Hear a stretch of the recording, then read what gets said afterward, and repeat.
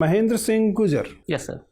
महेंद्र, हम लोग Covid protocol में मास्क लगाकर ही इंटरव्यू ले रहे हैं वैसे तो, बट मुझे आपको वेरीफाई करना चाहा था, लेकिन मैं आपकी तस्वीर नहीं देख पा रहा हूँ, तो कम से कम आपका चेहरा देख लूँ। Yes sir. तो एक बार मास्क हटा के जरा देखेंगे। आप महेंद्र सिंह गुजर हैं जो कि सार्जेंट हैं एयरफोर्स में। जी सर। Right sir. आप कंफर्टेबल हैं मास्क के बिना या मास्क लगा के इंटरव्यू देना चाहते हैं? कंफर्टेबल। पक्का? Yes sir. आपको किसी किस्म के कोई सिम्टम्स तो नहीं है? No sir. आप हम लोगों से सुरक्षित महसूस कर रहे हैं? वैसे हम लोग मास्क लगाकर इंटरव्यू लेंगे, लेकिन यस सर। तो आपको कोई परेशानी तो नहीं है? यस। ठीक है, तो आप सार्जेंट हैं एयरफोर्स में, राइट? Yes sir. और आपकी उम्र 35 साल है। सर 36 होने वाली है। 36 होने वाली है। आपकी रिटायरमेंट कब ड्यू है एयरफोर्स से? सर दिसंबर 22। दिसंबर 22 में ड्यू है। Yes. गुड। तो आपको एयरफोर्स ने फिलहाल अलाउ कर दिया है कि आप अपीयर हो सकें? Yes sir.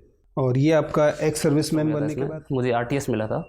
अच्छा। लेकिन एयरफोर्स की पॉलिसीज है कि वो ग्रुप ए पोस्ट में ही रिलीव करती है, और ये ग्रुप बी पोस्ट थी, इसलिए मैं रिलीव नहीं हो पाया था लास्ट ईयर। अच्छा, मतलब आप पहले चयनित हैं, लेकिन एयरफोर्स की नीति के कारण आप वो आपकी पेंडिंग में है या उसे लैप्स मान लिया गया? सब जुडिस है सर। अच्छा, आप कोर्ट गए हैं उसके? Yes sir. गुड। क्या आपकी प्ली क्या है कोर्ट में? सर मैंने फंडामेंटल राइट्स के आधार पे वहाँ पे प्ले लगाई है। आर्टिकल 226 या 32? 226 सर। राजस्थान हाई कोर्ट में? Delhi high court sir. Delhi high court. Okay. और क्यों आना चाहते हैं एडमिनिस्ट्रेटिव सर्विसेज में? सिविल सर्विसेज और मिलिट्री सर्विसेज जो हैं वो इनको एक दूसरे की विपरीत सर्विस माना जाता है अपनी प्रकृति में। इनफैक्ट सिविल सर्विस को सिविल सर्विस कहा ही इसलिए जाता है क्योंकि वो सेना की सर्विस नहीं है। Yes sir. ठीक है, तो आप क्यों ये दल बदल डिफेक्शन करना चाह रहे हैं? डिफेक्शन तो आपकी सेना में बहुत बुरी बात मानी जाती है। नहीं सर, डिफेक्शन नहीं कर रहा हूँ मैं। वहाँ पे मैंने बहुत बेहतरीन काम किया है। आज तक पिछले 18 साल की सर्विस में मुझे एक भी वार्निंग लेटर नहीं मिला है, बल्कि 2 बार मेरे एयर ऑफिसर कमांडिंग से प्रशस्ति पत्र भी मिला है। यहाँ पे मैं इसलिए आना चाहता हूँ कि यहाँ पे सोसाइटी से जुड़ने का मौका मिलता है सर। वहाँ पे हम लोग शिफ्ट में काम करते हैं, मॉर्निंग आफ्टरनून नाइट, वही एक कंटिन्यूस प्रोसेस रहता है। यहाँ पे हम रह के सिविल सोसाइटी से जुड़ सकते हैं, लोगों के लिए काम कर सकते हैं। इसके अलावा सर इस पद के साथ जो प्रतिष्ठा जुड़ी हुई है, मैं वहाँ पे एक जवान के तौर पर काम कर रहा हूँ। यहाँ पे एक प्रतिष्ठित सेवा है ये, और करियर एनहेंसमेंट भी मेरा इसमें होगा, इसलिए मैं आना चाहता हूँ। मुझे बताइए कि आपने राजनीति शास्त्र में मास्टर्स किया है? Yes sir.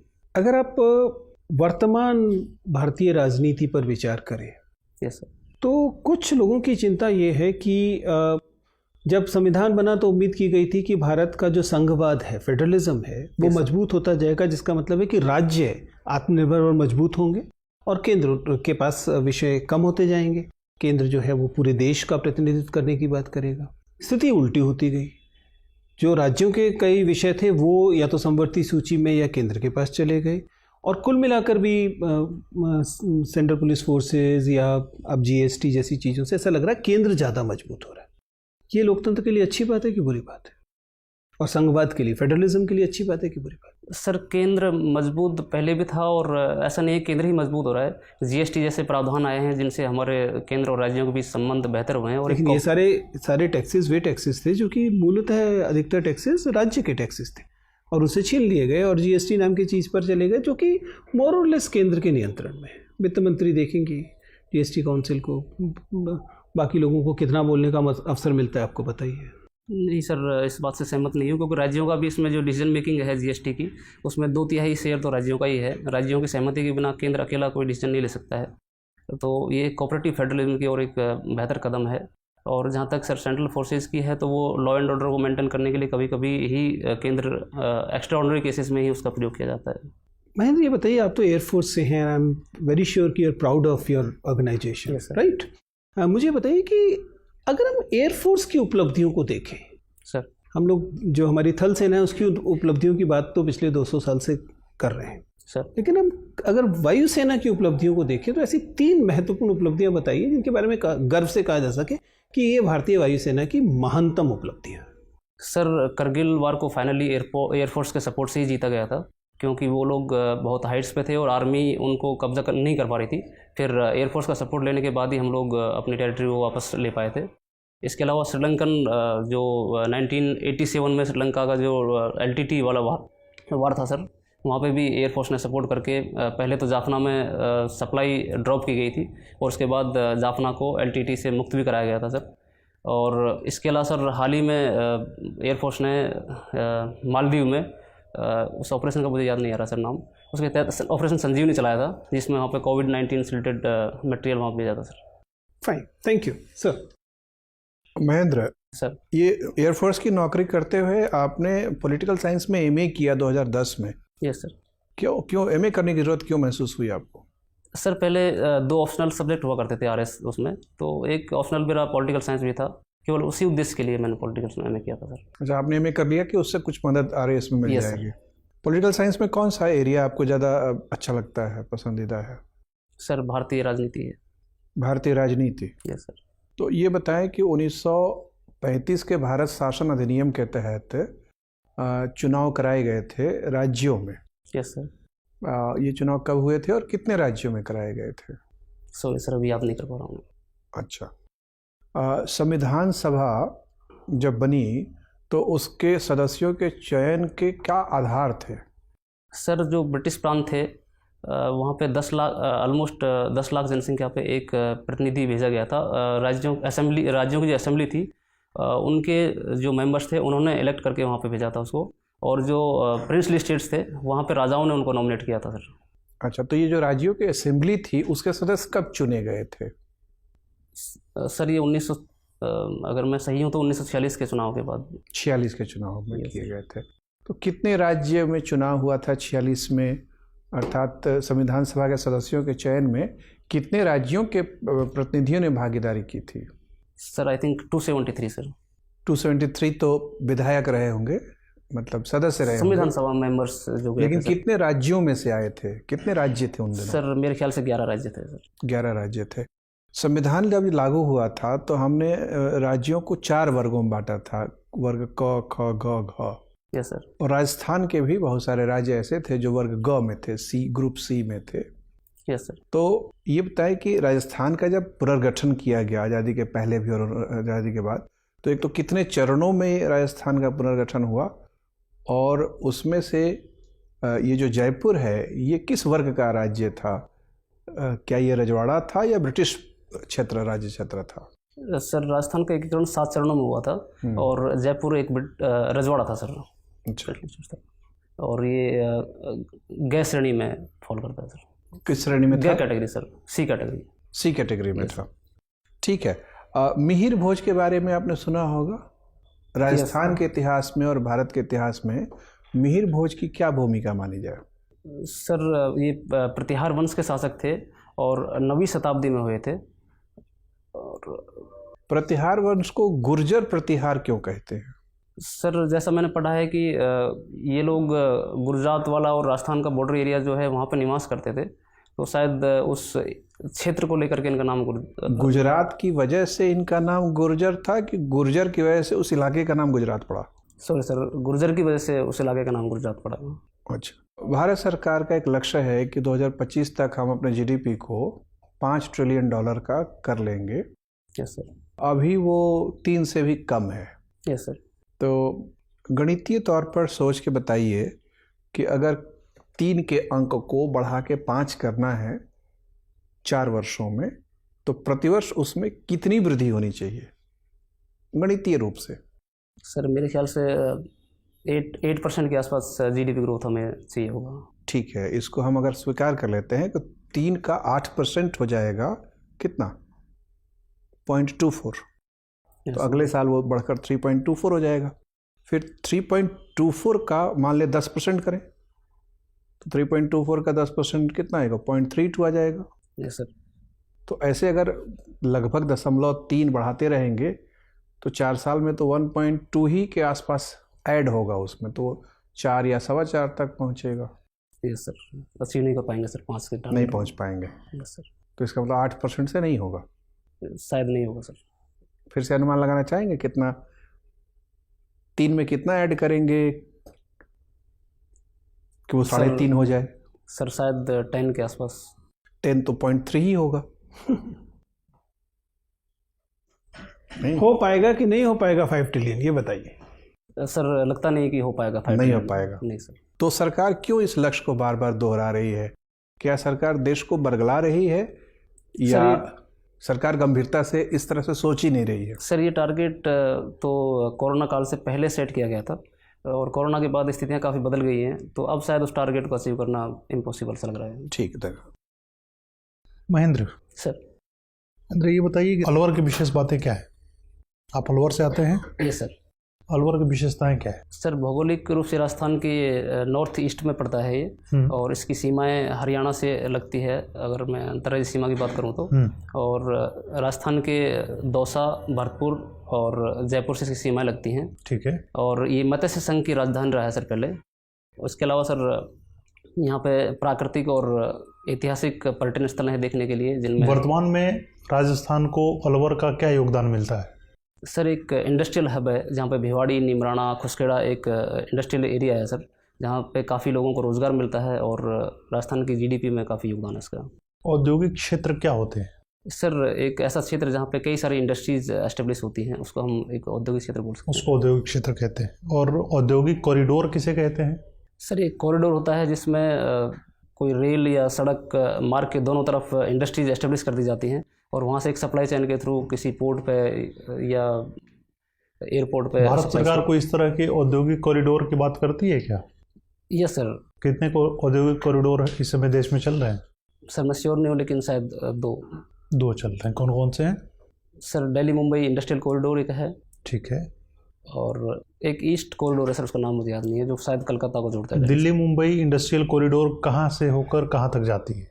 सर ये दिल्ली से मुंबई तक है, और इसका 40% के करीब हिस्सा राजस्थान में पड़ता है। और किन किन राज्यों से होकर जाती है? Haryana sir, Uttar Pradesh, Rajasthan, Gujarat and Maharashtra sir. Maharashtra. अच्छा ठीक है। ये बताइए कि बजट में 7 संकल्प की बात की गई है। सॉरी सर, इसके बारे में नहीं पता। प्लग एंड प्ले पॉलिसी सरकार की, राजस्थान सरकार की है, क्या है ये? Sorry sir. अच्छा ठीक है। अलवर जिले की साक्षरता दर कितनी है? सर 71 पॉइंट समथिंग है सर। 71 point something. यस। और लिंगानुपात? सर 895 पर 1000। इतना कम क्यों है 895? और चाइल्ड सेक्स रेशो की अगर बात करें तो कितनी है? सॉरी सर, उसका मतलब इससे कम है या ज़्यादा है? इससे कम है सर। कम है। तो क्या कारण है कि जैसे जैसे हम बढ़ रहे हैं, इन्वेस्टमेंट आ रहा है, योजनाएं आ रही हैं, जागरूकता तथा कथित रूप से आ रही है, फिर भी सेक्स रेशो क्यों घट रहा है बच्चों में? सर इसके पीछे एक तो हमारी धारणा है कि लड़के को प्राथमिकता दी जाती है। लड़का तो आपकी पीढ़ी में भी वही धारणा रही होगी। Yes sir. उसके बाद की तो धारणा थोड़ी सी बदली होगी, अच्छी हुई होगी ना, लेकिन अच्छी धारणा के साथ भी ये गैप बढ़ता जा रहा है। सर अभी फीटस के जो टेस्ट किए जाते हैं वो भी एक इसका कारण है शायद। अच्छा ठीक है। लड़कियों को गर्भपात कर दिया जाता है, और एक लड़के के बाद ऑपरेशन। क्या आपके पास कोई ऐसी योजना है, मतलब ठोस योजना, कि आपको अगर अथॉरिटी दे दी जाए तो आप लिंगानुपात को संतुलन में ला सकते हैं? सर सबसे पहले तो लोगों को जागरूक किया जाए। ये सब छोड़ दीजिए, हवा की बातें। जागरूक हो ही रहे हम लोग 70 साल से। इसके अलावा सर कानून को सख्ती से लागू किया जाना चाहिए। अच्छा, अभी लग रहा है कि कानून सख्ती से लागू नहीं है। ठीक है। एक दूसरा? सर एजुकेशन ही मैं मानूंगा कि एजुकेशन तो जहाँ जहाँ बढ़ा है, जैसे नॉर्थ राजस्थान में एजुकेशन बढ़ा है, लिंगानुपात घट गया। साउथ राजस्थान में एजुकेशन नहीं है, कम है, लिंगानुपात बेहतर। सर एजुकेशन बढ़ा है, लेकिन वो साक्षरता का ही प्रतिशत बढ़ा है, उसमें क्वालिटी एजुकेशन नहीं है। लोगों को जब तक क्वालिटी एजुकेशन नहीं मिलेगा तब तक कुछ समझ भी नहीं मिलेगा। तब तक हम इंतजार करें कि आप आएंगे, फिर क्वालिटी एजुकेशन लाएंगे, फिर तब तक तो महिलाएं ख़त्म ही हो जाएंगी। सर तब तक हमें जो वर्तमान प्रोविजंस हैं उनको सख्ती से लागू, मतलब कोई ठोस उपाय इसका दिखता नहीं है।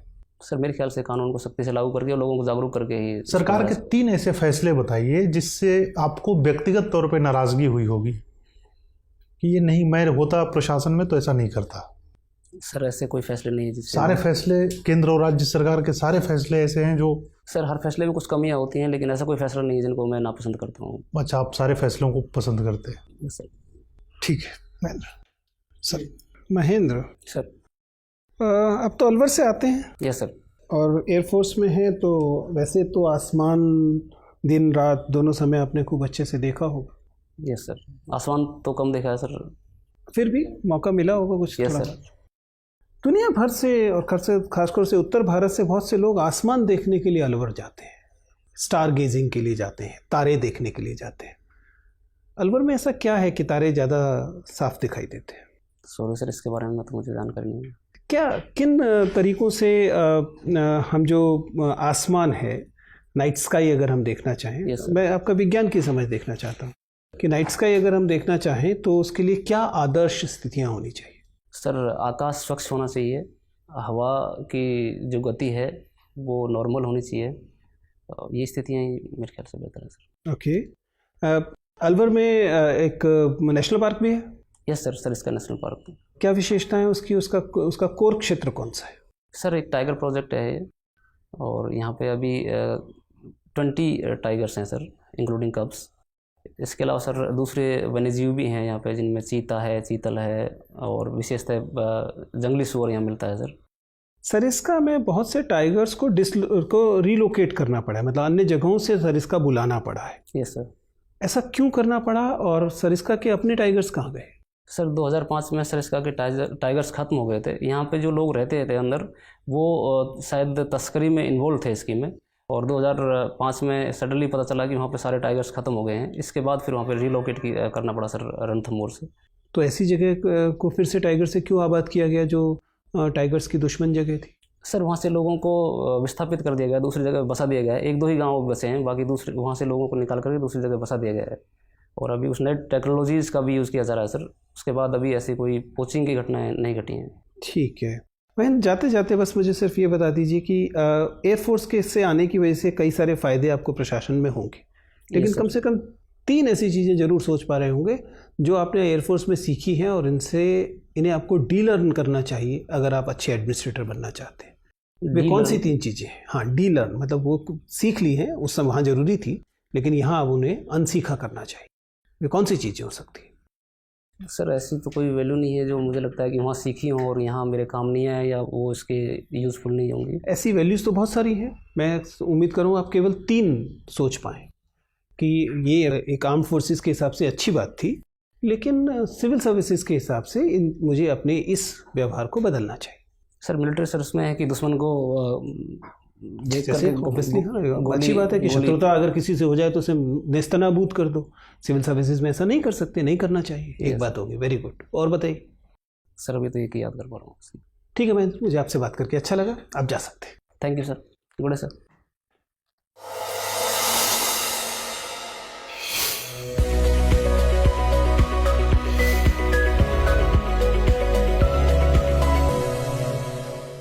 Take your seat. Thank you sir. जी बताइए, क्या स्थिति आपके हिसाब से इंटरव्यू कैसा जा रहा है? किन एरियाज में आप ठीक कर रहे हैं? कहाँ आपको लग रहा है कि सर थोड़ा सा अभी बदलाव करना पड़ेगा? सर लगभग आधे इंटरव्यू तक तो नर्वस था मैं। ठीक है, ये एक रीज़न था। और एयरफोर्स में भी मैं, जैसे आपने लास्ट क्वेश्चन जो पूछा था, वो क्वेश्चन पे बेहतर रिप्लाई कर सकता था, लेकिन उसको अच्छे से रिप्लाई नहीं कर पाया था। राइट। देखिए महेंद्र, आप अच्छे कैंडिडेट, आप एक्स सर्विसमैन उस लिहाज से, उस एक्स सर्विस में मुझे नहीं पता कि आपको श्रेणी में मानी गई है कि नहीं मानी गई। नहीं सर, एक्स सर्विसमैन नहीं होगा। अभी नहीं मानी जाएगी, 2 साल के बाद ही मानी जाएगी। हाँ सर। लेकिन आपके पास एक अनुभव है आर्म फोर्सेस का, और जिस कारण आपके बारे में एक सकारात्मक राय इन जनरल होगी। ठीक है ना?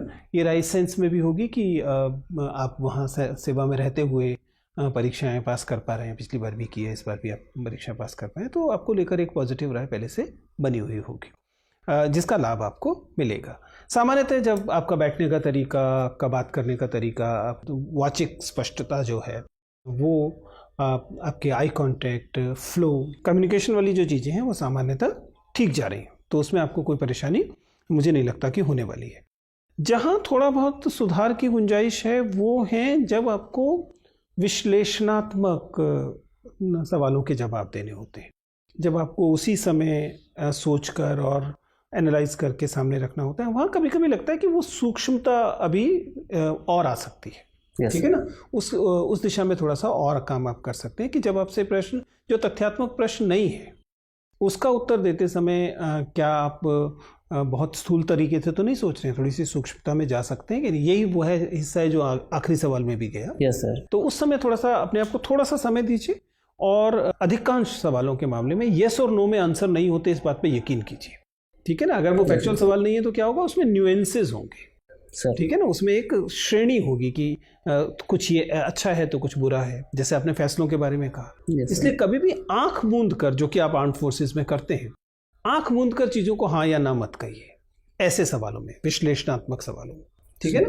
तो उसमें आप उसमें ग्रेडेड आंसर दीजिए, थोड़ा सा उसमें श्रेणी लेकर आने की कोशिश कीजिए। सर अधिकांशतः मुझे लाभ होगा, किंतु मुझे लगता है कि इन चीज़ों के मामले में शायद मुझे नई स्थितियों के हिसाब से एडजस्ट करना पड़ेगा। उदाहरण के लिए मैं बता रहा हूँ, ठीक है ना। बाकी सवालों में भी ऐसा हो सकता है। Otherwise by and large you doing very good. Alwar वगैरह को थोड़ा सा और गहराई से देख लीजिए। बाकी चीज़ें मुझे लग रहा है कि आप अच्छे से कर रहे हैं। मुझे कोई मेजर कारण नहीं दिखाई दे रहा कि आपका चयन क्यों नहीं होगा। डेफिनेटली बहुत अच्छे से होगा।